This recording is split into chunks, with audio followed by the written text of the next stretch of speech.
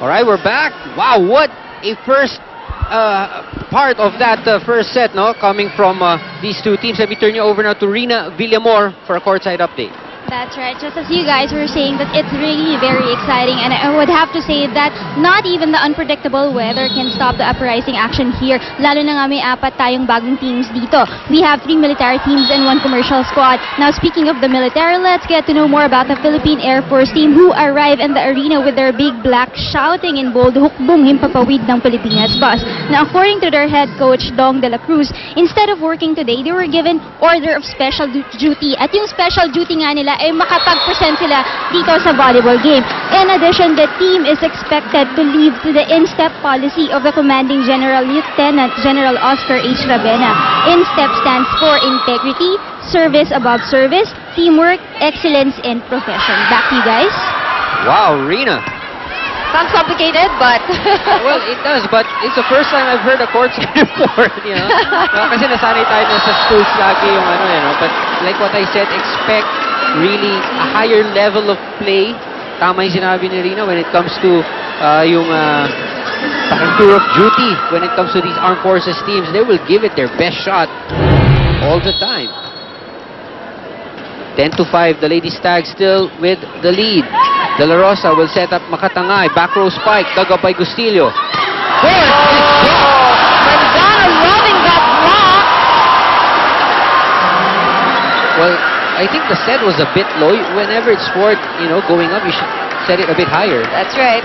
See, bye-bye. She wasn't able to extend her hands and, you know, try to reach the ball from the top. You gotta set it higher. Manzano getting ready to serve. The Mikasa MVA 300 is the new official game ball of the Shakey's V-League Season 8. More intense rallies, more thrills. The Mikasa MVA 300! Aizo getting a good catch on that one. Nice defense from Aiza. Oh, but Ruby, of course, being the very experienced setter that she is. That's the point. Walang tingin yun. That's what you look at this. Bully will. That's a bit over-received, you know. That's why Ruby had an option if she wanted to send it over or set it up for Ford. Nice serve from Ford. Oh, nice save from Gustillo. That's a good play. Look at that.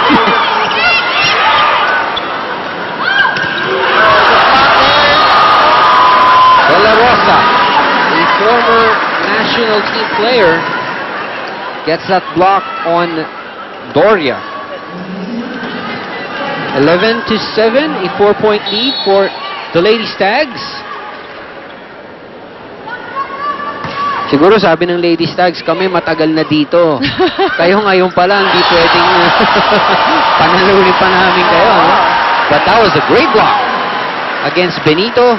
Now the lead cut down to only 3 points. If you notice the game of the Philippine Air Force, what they have, at least so far, what's working for them is that they have good blocking and defense. But, you know, that error gives San Sebastian another point.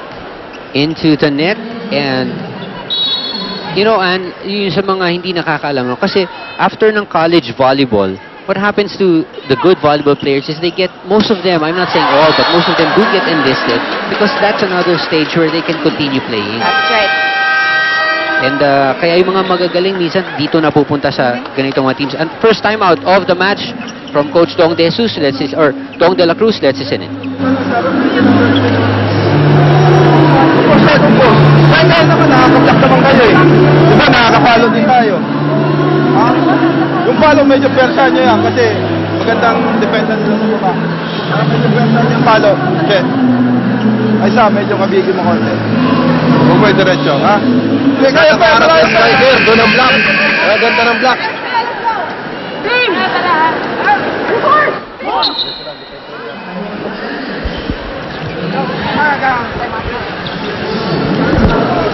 Look at the crowd here. This crowd here really into it.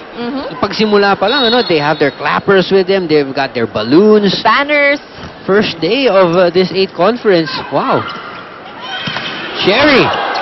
Oh, nice block by Maizo. Free ball. That's too close for Cherry. She sends it out.